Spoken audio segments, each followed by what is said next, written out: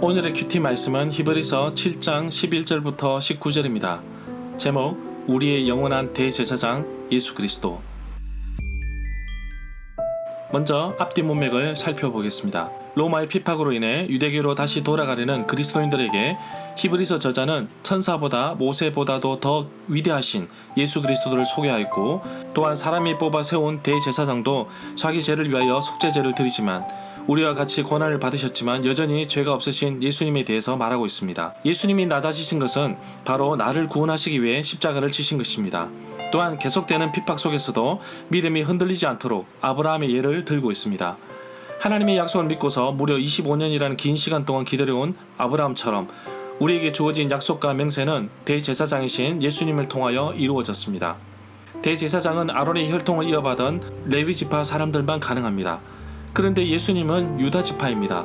그럼 어떻게 예수님이 대제사장직을 수행할 수 있었을까요? 멜기세덱의 이야기를 통해 예수님은 레위 계통이 아닌 멜기세덱의 계통을 따르면서 아주 특별한 케이스로 임명되신 대제사장으로 소개하고 있습니다. 시편 110편 4절에서는 대제사장 멜기세덱의 이야기를 통해 히브리서 저자는 레위 계통의 제사장은 율법을 통해 어떻게든지 죄의 문제를 해결하려고 하지만 유대교에서 위대하신 분으로 여기는 모세가 준 율법으로는 해결할 수 없다는 것을 말하면서 이 죄의 문제의 해결은 완전하고 유일하신 예수 그리스도만이 할 수 있다는 것을 강조하고 있습니다. 문단을 나눠보겠습니다. 11절부터 14절은 영원하고 완전하신 대제사장 예수 그리스도, 15절부터 19절은 예수님께서는 멜기세덱과 같습니다. 11절에 보면 이스라엘 백성들이 뽑았던 레위 지파 사람들은 레위의 계통을 이어받았습니다.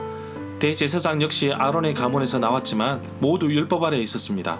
그런데 이 구절 11절에서 하나님께서 모세를 통하여 이스라엘 백성들에게 율법을 주셨고 율법이 완전한 표현임에도 불구하고 왜 온전함을 가져다 주지 못했을까요? 레위 지파 계통의 제사장들은 율법 아래에 있습니다. 율법으로는 죄를 깨닫게 하지만 죄의 근본적인 문제는 해결하지 못합니다. 그래서 11절에서도 아론의 계통을 따르지 않는 새로운 제사장이 필요하지 않는가 반문하고 있습니다. 히브리서 저자는 제사장과 같은 용어를 사용함으로써 모세의 율법에 대해서 많은 관심을 가지고 있다는 것을 보여주고 있습니다. 특별히 멜기세덱의 반차를 따르는 것은 멜기세덱의 후계를 이어받는다는 뜻입니다. 14절에 보면 예수님은 다윗의 후손으로 유다 지파 출신입니다. 그런데 자꾸 레위 지파를 언급하는 것은 제사장직과 관련이 있다고 봅니다. 이것을 해결하기 위해서는 예수님은 멜기세덱의 계통을 따르는 것입니다. 결국 예수님께서는 멜기세덱의 반차, 계통을 따르는 제사장이 된 것은 외부적인 족보와 같은 율법적인 규정에 의한 것이 아니라는 것을 말하고 있습니다. 예수님이 죽으심과 부활에서 영원한 생명을 보여주며 어느 제사장보다 우월하고 우리에게 더 좋은 소망과 언약을 주고 있다는 사실을 보증하고 있습니다. 모세가 제사장들에 관하여 말하는 것은 신명기 33장 7절부터 11절에 나옵니다. 15절부터 16절에 보면 멜기세덱과 같은 모양으로 또 다른 제사장이 생겨난 것을 보면 이제 이 사실은 더 분명해지는 것 같다고 할 수 있습니다.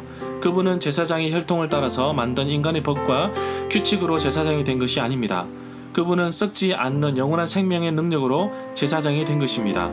16절에 보면 육신에 속한 한 계명의 법이라고 말이 나오는데 히브리서 저자는 3장 1절부터 4절에서 보다 여기에서 더 강하게 모세의 율법에 대해서 부정적인 태도를 보여주기 시작하였습니다.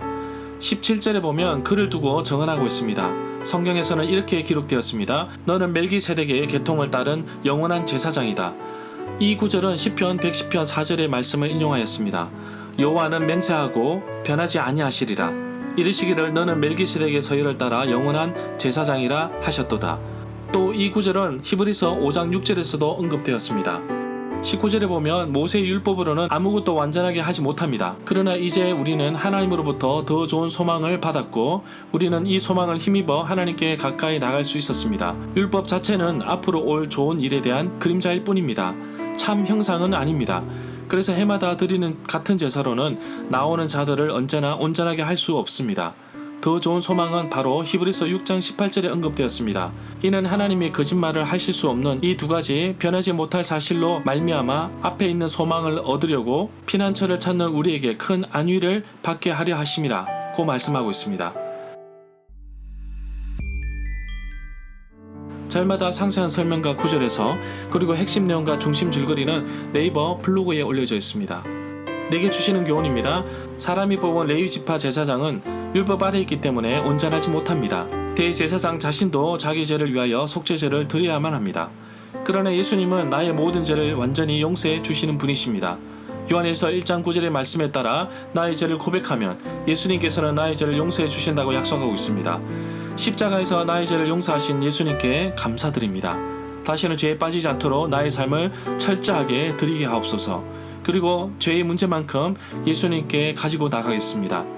이제 나도 구약의 제사장처럼 하나님께 직접 나갈 수 있게 되었으니 언제나 어디서나 하나님과 깊이 있는 교제하며 나갈 수 있기를 원합니다. 영원한 대제사장이신 예수님 앞에서 나의 모든 문제를 다 내려놓습니다.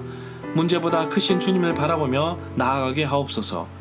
더 좋은 언약으로 약속하신 예수님, 십자가의 보혈로 맺은 새 언약으로 보증이 되신 예수님, 오늘도 예수님을 붙잡고 나아갑니다.